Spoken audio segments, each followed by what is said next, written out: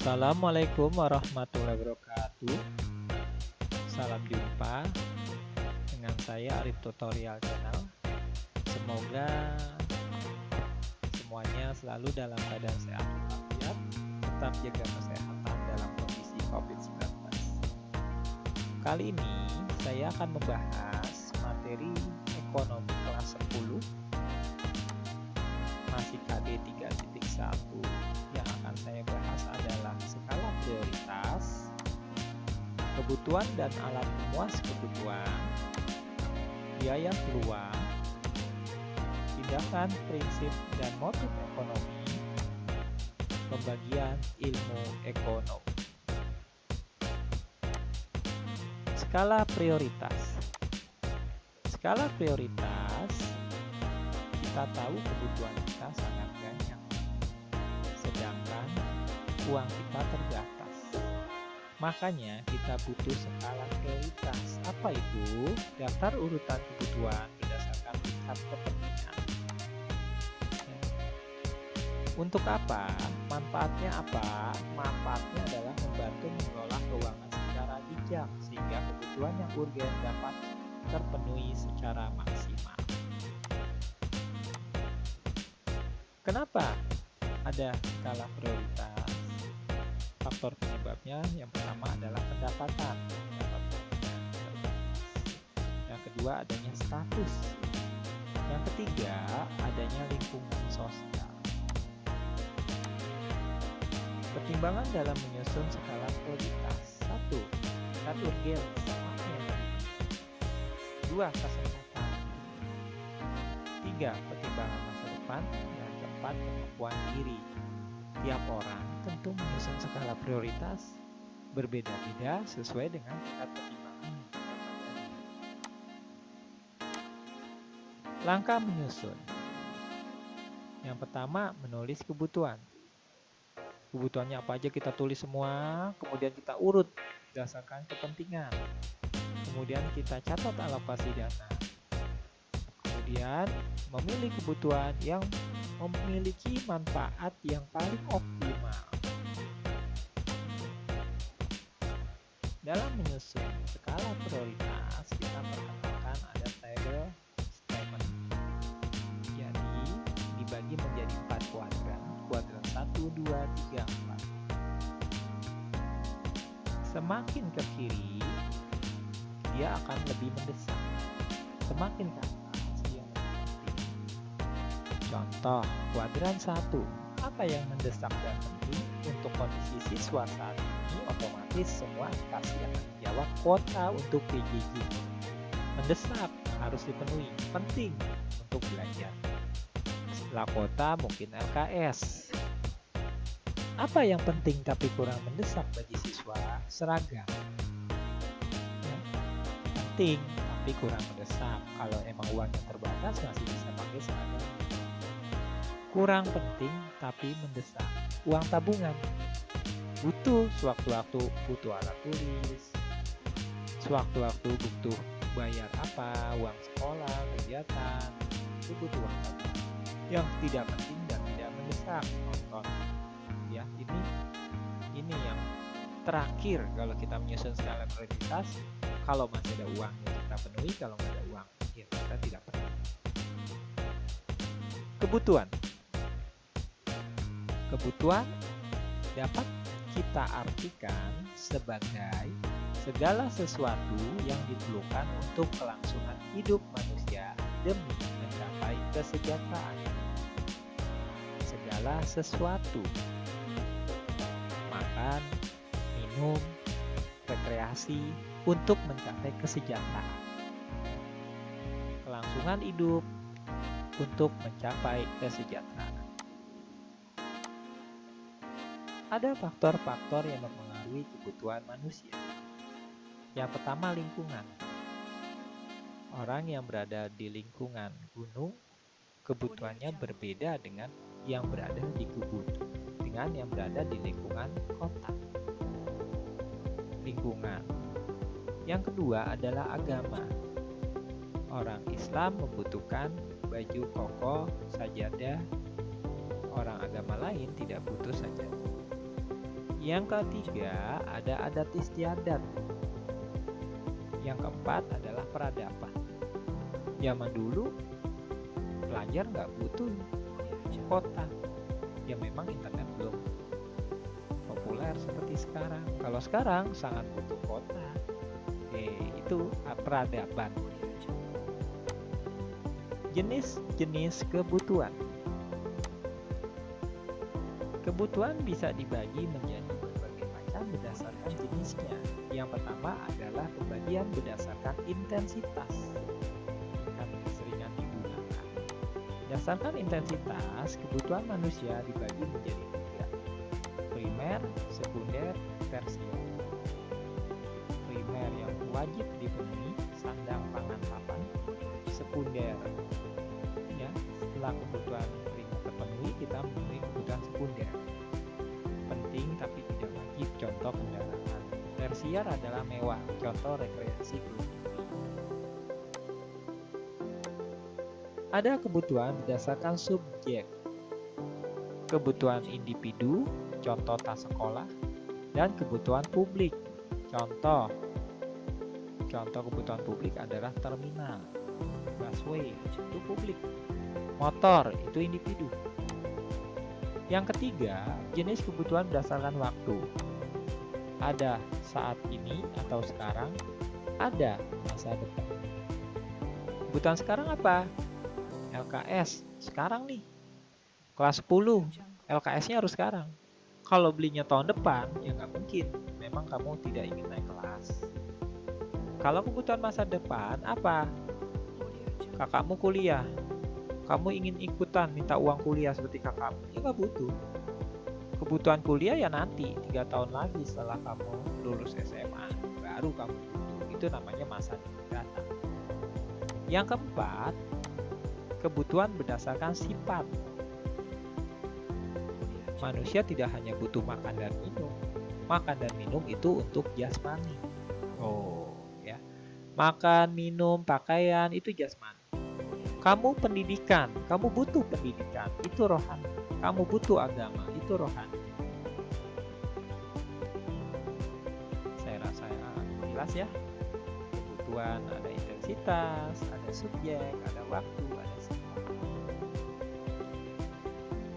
Oke, silakan dipahami. Saya lanjut. Kita sudah bicara tentang kebutuhan, maka pasti kita harus mengenal alat pemuas kebutuhan. Alatnya yang mampu memuaskan kebutuhan kita. Alat pemuas kebutuhan dapat dibagi menjadi beberapa macam. Alat pemuas ini sebetulnya kalau kita gampangkan yaitu biasanya adalah barang dan jasa. Berdasarkan cara memperoleh ada 3 macam. Ada barang ekonomi, butuh pengorbanan, atau dalam gampangnya ekonomi butuh uang.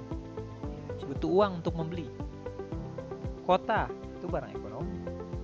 Barang bebas. Nah, ini dengan kebesaran rahmat Allah, kita bisa napas kayak udara. Itu barang bebas itu. Itu mesti disyukuri. Ya, itu yang harus wajib disyukuri, makanya kita harus beribadah sesuai dengan agama kita masing-masing. Coba kalau tanpa udara. Udah nggak ada lagi kita di dunia ini. Barang yang ketiga adalah barang ilit. Barang yang kalau dalam jumlah sedikit dibutuhkan, tapi kalau banyak membahayakan. Contoh banjir, air. Coba kalau tsunami airnya banyak gitu, bahaya. Ya, itu cara memperoleh. Yang kedua, bisa dilihat dari cara penggunaan. Dari cara penggunaannya barang bisa dibagi menjadi barang konsumsi dan barang produksi. Barang konsumsi, gampangnya gini. Suatu barang kalau kita pakai, kita gunakan, maka nilainya akan berkurang. Baju, lama-kelamaan bajunya rusak. Kota, dipakai lama-kelamaan habis kotanya. Buat PJJ seminggu habis. Barang produksi itu barang yang dipakai untuk menambah nilai guna barang lain. Contoh mesin-mesin produksi, dia nambah guna barang lain. Tuh. Yang ketiga adalah hubungan dengan barang lain. Ada barang substitusi, contoh nggak punya duit, nggak beli daging, beli aja ikan, itu substitusi. Minum kopi sakit perutnya, minum teh. Itu substitusi. Ada barang komplementer. Barang komplementer itu sifatnya harus saling melengkapi. Kopi dengan gula. Bayangin minum kopi pahit. Ada sih yang suka, tapi kan nggak enak. Gitu. Ada alat pemuas berdasarkan proses pembuatan. Barang mentah, kayu mentah. Barang setengah jadi, udah dijadiin papan-papan. Barang jadinya, yaitu sudah menjadi kursi meja. Kita lanjut dengan adanya biaya peluang atau opportunity cost. Peluang atau biasa disebut dengan opportunity cost. Ya. Perhatikan ilustrasi berikut. Tono memiliki sebidang tanah seluas 2000 meter. Dia berpikir alternatifnya adalah dia gunakan untuk usaha kos-kosan atau dapat juga dia membangun sebuah kebun hidroponik. Apabila Tono membuat usaha kos-kosan, dia dapat memperoleh ilustrasi income sebesar 500.000 sebulan untuk satu kamar. Jika 40 kamar berarti sebulan 20 juta. Jika dikalikan 12 dalam setahun bisa memperoleh 240 juta. Jika dia memilih penggunaan tanah tersebut untuk kebun, maka Tono dapat memperoleh penghasilan sebesar 5 juta sebulan atau setahunnya 60 juta. Nah, dia peluangnya itu apa? Kalau memilih kos-kosan, otomatis penghasilan dari berkebun 60 juta itu tidak dapat dia peroleh. Sebaliknya, apabila dia memutuskan untuk berkebun, maka penghasilan dari kos-kosan sebesar 240 juta itu tidak akan dia peroleh. Kalau sudah selesai merekam, kita pencet tombol. Dari ilustrasi tersebut, maka biaya peluang usaha kos adalah kesempatan penerimaan yang hilang jika tanah dijadikan usaha kebun, itu 60 juta. Biaya peluang usaha kebun adalah kesempatan memperoleh penerimaan jika tanah dijadikan usaha kos, yaitu 240 juta. Dari ilustrasi ini, maka dapat disimpulkan biaya peluang adalah biaya yang terjadi karena hilangnya kesempatan akibat memilih satu alternatif penggunaan sumber daya. Kenapa terjadi biaya peluang? Ayo, siapa yang bisa jawab? Karena adanya pilihan. Kita memilih. Memilih karena apa? Karena kelangkaan sumber daya.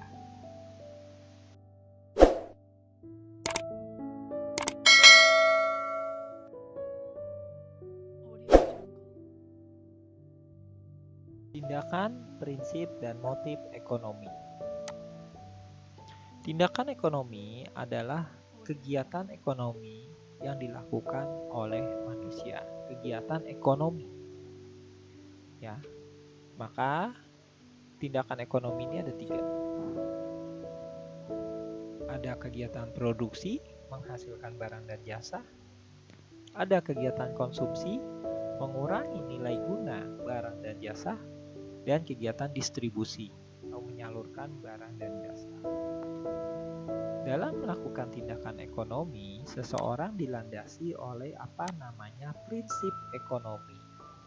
Apa itu prinsip ekonomi? Secara mudahnya, prinsip adalah pedoman. Berarti, prinsip ekonomi adalah pedoman dalam melakukan kegiatan ekonomi. Bunyi prinsip ekonomi dengan pengorbanan tertentu untuk memperoleh keuntungan yang semaksimal mungkin. Atau dengan pengorbanan sekecil-kecilnya untuk memperoleh hasil tertentu. Ini prinsip ekonomi untuk konsumen ya. Motif ekonomi. Motif dapat diartikan sebagai dorongan. Kita sekolah, apa motifnya? Kita bekerja, apa motifnya?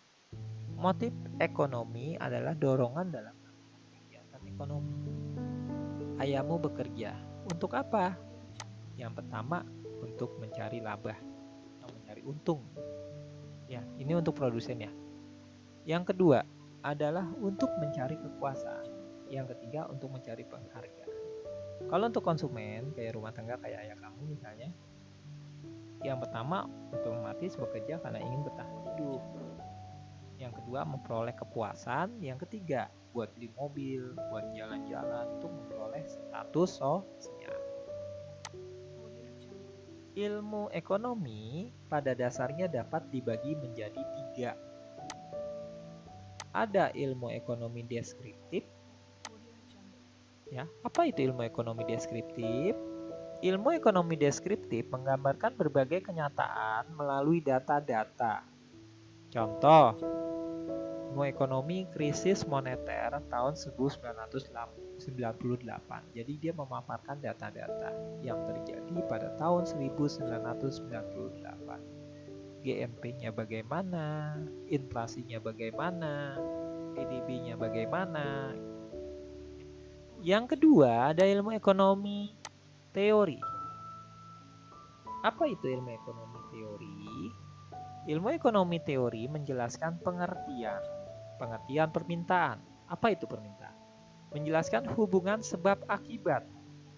Kalau harga tinggi, permintaannya turun. Itu sebab akibat. Menjelaskan cara kerja sistem perekonomian. Itu ilmu ekonomi. Ilmu ekonomi dibagi menjadi 2. Ada ilmu ekonomi makro, ada ilmu ekonomi mikro. Bedanya apa? Kalau dalam pembahasan ilmu ekonomi makro, kita mengkaji perilaku pelaku-pelaku ekonomi secara agregat atau keseluruhan. Contoh, ilmu ekonomi yang mengkaji tentang pendapatan nasional. Jadi pelakunya ada konsumen, ada produsen, ada pemerintah, ada masyarakat luar negeri. Dikaji secara keseluruhan bagaimana pendapatannya sehingga menjadi pendapatan nasional. Ada ilmu ekonomi mikro. Kalau makro mengkaji secara keseluruhan, kalau mikro mengkaji secara parsial atau terpisah. Contoh, kalau di konsumen kita membahas permintaan. Kalau di produsen, nanti kita akan membahas biaya produksi. Kalau di pemerintah, mungkin kita akan membahas pajak. Oke, itu ilmu ekonomi. Yang ketiga, ada ilmu ekonomi yang dinamakan ilmu ekonomi terapan. Kalau ilmu ekonomi terapan sebetulnya campuran antara 2 hal yang tadi. Jadi, dia memanfaatkan ilmu ekonomi secara praktis untuk mengambil kebijakan masalah ekonomi. Ya, teorinya dipakai, data-datanya dipakai. Contoh, ekonomi perbankan. Kiranya ini saja yang saya sampaikan. Semoga ini bermanfaat dalam mempelajari ilmu ekonomi. Ya, sampai ketemu dengan vlog-vlog saya yang lain tentang ekonomi. Terima kasih. Wassalamualaikum warahmatullahi wabarakatuh.